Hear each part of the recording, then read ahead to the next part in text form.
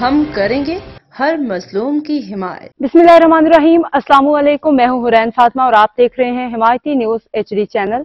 नजर डालते हैं आज की अहम खबरों पर। मलीर थाना स्टील टाउन की हदूद गगर फाटे के रहायशी मोहम्मद परल का 4 माह कबल खुद पे होने वाले कातिलाना हमले में मुलविस मुल्जिमान की अदम गिरफ्तारी के खिलाफ प्रेस कॉन्फ्रेंस। जानी और माली तहफ़्फ़ुज़ की अपील। मुझे जानी और माली तौर पे खतरा है, मैं तमाम मुत्तल्लिका इदारों से तहफ़्फ़ुज़ की अपील करता हूँ। मोहम्मद परल। तफसीलात के मुताबिक 4 माह कबल थाने स्टील टाउन के हदूद इलाका गगर फाटक के रिहायशी मोहम्मद परल का 4 माह कबल खुद पे होने वाले कातिलाना हमले में मुलविस मुल्जिमान की अदम गिरफ्तारी के खिलाफ एहतजाजन प्रेस कॉन्फ्रेंस। मोहम्मद परल ने मुत्तहिदा सहाफ़ी मुहाज अवामी राब्ता दफ्तर आके एहतजाज की बात सहाफ़ियों से गुफ्तगू में कहना था कि मुझ पे कातिलाना हमले में मुलविस मुल्जिमान 4 माह से गिरफ्तार ना हो सके, कि जिसका फायदा मुल्जिमान ने उठा के मुझ पे झूठी FIR दर्ज करवा दी है। जिला दादू में फिल्जी स्टेशन पे मफरूर मुल्जिमान ने पैसे देके जाली FIR दर्ज कराई है, जबकि FIR में बताए गए टाइम और दिन पे मिशर कराची अपने दुकान पे मौजूद था, जिसकी CCTV कैमरा गवाही दे रहा है। लेकिन खुद पे दर्ज केस खारिज करवाने के लिए मुल्जिमान ने मुझ पे झूठी FIR दाखिल करवाई है। नामजद मुल्जिमान की अब तक पुलिस की जानिब से कोई गिरफ्तारी अमल में नहीं लाई गई है, जबकि फरार मुल्जिमान 4 माह से आजाद घूम रहे हैं और आजादाना तौर पर मोबाइल फोन का इस्तेमाल करते हुए रोजाना मुझे कॉल्स पे जान से मारने की धमकियां दे रहे हैं। खुदारा मुझे जानी और माली तहफ़्फ़ुज़ फराहम किया जाए और मुझ पे कातिलाना हमले करने वाले मुल्जिमान को गिरफ्तार किया जाए। मोहम्मद परल। साईं मुंहिंजो नालो मोहम्मद परल मरी, वालद खान मोहम्मद मरी, वेठल ॻोठ गगर फाटक ते सरअर्ज़ी हुआ। जॾहिं मां दुकान ते वेठो त मुंहिंजे सौट जो फ़ोन आयो त मुंहिंजे भाउ खे गोली लॻी वियो, मोहम्मद खान मरी खे। मुनीर अहमद फ़ोन कयो। असां ॿिए ॾींहं ते वियासीं उते वियासीं त उनखे पंहिंजो जेको आहे घरवारी क़तलु कयो ऐं हुन सां गॾु मुंहिंजा भाइर हुआ। ठीकु आहे साईं। पर असां इहो जॾहिं उते वियासीं दाख़िल करणु केस, त उते ही जेको आहे अञा वॾो को सिस्टम अॼुकल्ह हले थो जिथे दुनिया में। हिननि पंहिंजा नाला उते असां कोशिशि कयोसीं, पोइ SHO हैदर अली चांडियो साहब उन टाइम ते हिननि जा नाला न ॾिना, ॿियो हिननि जो त हिननि जा नाला असां ॾियूं था। पर जीअं वक़्तु गुज़रंदे वियो त असांखे ख़बर पई जो सिर्फ़ु हिन माई जो नालो ॾिनो आहे जंहिं पंहिंजे मुड़ुस खे क़तलु कयो आहे। हालांकि हिन जा ॿाहिरि बि हुआ पर उन्हनि जो हिननि न ॾिनो आहे। पोइ असांखे हलंदे हलंदे माना केस हुननि इहा कोशिशि कई आहे कि पंहिंजे भेण खे छॾाऊं, पैसा ॾेई साल में हुननि खे छॾे ॾिनऊं। त हुननि इहो ड्रामो मचायो कि बाबा हुन जेको आहे न बंदूक साफ़ कंदे त हुनखे पंहिंजो गोली लॻी वई। साईं दुनाली बंदूक हाणे कीअं हो त जेका हीअं लॻंदो पाण कीअं फायर कंदो, इहो बि हिकिड़ो कूड़ो केस।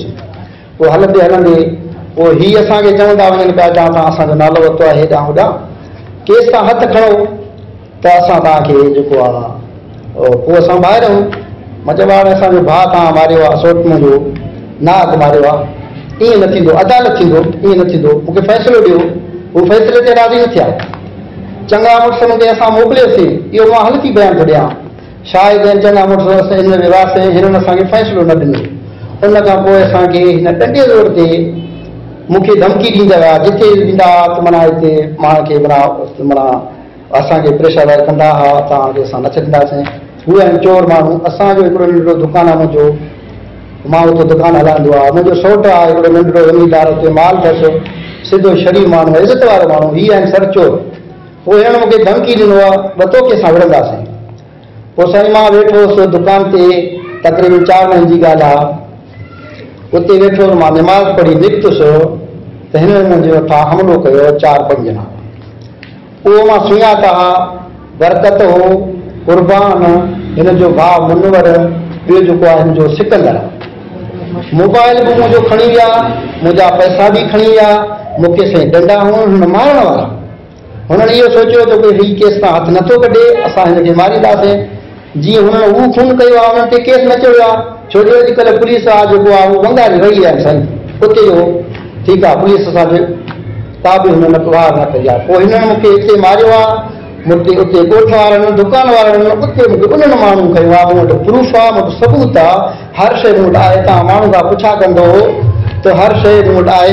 और ॿियो नंबर हू जेको FIR आहे जेको क़त्ल जो जेको मोहम्मद खान मरी खे मुंहिंजे सौट खे क़त्ल करे आहे हीअ आहे मूं वटि हीअ एफ.आर. न हुन सिर्फ़ु माई जो नालो आहे सम्झी साईं हीअ एफ.आर. आहे सिर्फ़ु ही हुनजो माई जो नालो चाढ़ियो अथनि पोइ इहो बि ईअं चाढ़ियो सठि बाबा जेको बंदूक छुटण में ईअं थी वियो हालांकि ईअं न आहे ठीकु आहे पर मूंखे हणी मारे विया न इस्पताल में दाख़िल थियुसि उहो मूं स्टील फार्म सां हीअ जेको आहे हीअ एफ.आर. जेको आहे हीअ कटियो आहे स्टील फार्म थाणे तां इहो तव्हां रिकॉर्ड ॾिसो ही हुनजे मथां पर्ची कटियल आहे हितां फरार थी विया आहिनि सर हितां फरार थी उते वेठा आहिनि हाणे उतां बि 2 ॾींहं 3 ॾींहं पहिरियां हिन जो भाउ जेको आहे उहो कुर्बान मरी मुंहिंजे सौट खे फ़ोन करे मूंखे चई परियल जेको आहे परियल जो मियां बश मरी जेको मनु आहे असां उनखे मारींदासीं हुन चयो आहे तूं अॻ में बि मारे ने मुंहिंजे चाचे खे हाणे बि मुंहिंजे सौट खे तूं मारी थो भली मार असां ग़रीब आहियूं बाक़ी असां केस तां हथ न कढंदासीं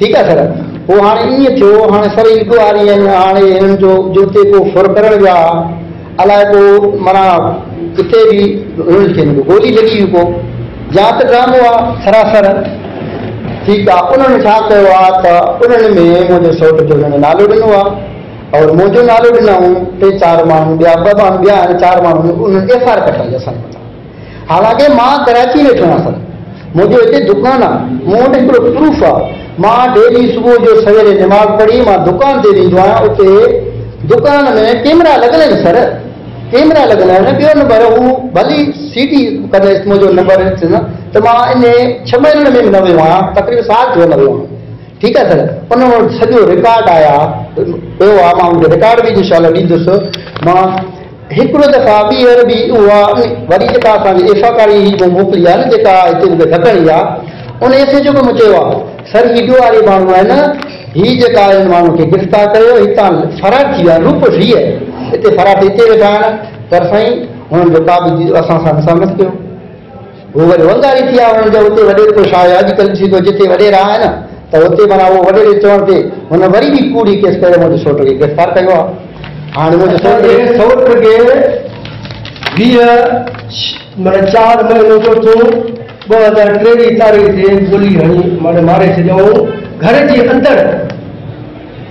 अंदरि हुनजी भेण मारियो आहे ऐं पंहिंजे भाइरनि खे मिलाए करे गॾिजी असांजे सौट खे मोहम्मद खान खे मारे त मतिलबु उनजे माना हिकिड़ो वाक़ियो इहो माना वादा ॾियारनि था त माना इहो वाक़ियो कुदरती थियो आहे माना असांजे उहो तुम्हारे ड्रामो करे हुनजा पैसा उन वॾो भाउ उन मारायो आहे कुर्बान अली मारियो आहे और उनजा पैसा बि खणी आया 12 लाख रुपया इहे सॼे ख़बर आहे हू मरम गाॾी पियो वठे हुनजा पैसा खणी आया हुनखे मारे उहो वरी बि हाणे ताज़ो हाणे सुबुह जो रेट मुंहिंजे सौट जे मथां कयईं उहो हिकिड़ो मिसकिन माण्हू आहे ज़मीनदार माण्हू आहे उहो मिसकिन माण्हू उन ते हाणे थाणे वारा बंदि कया उहो थाणो एस एच ओ जेको हुनखे नाहक गिरफ़्तार कयो आहे मुंहिंजो इहो अपील आहे एसपी साहब के डीआईजी साहब के आईजी सिंध साहब के अपील है। अब तक के लिए इतना ही। मजीद खबरों और अपडेट्स के लिए देखते रहें हिमायती न्यूज़ HD चैनल।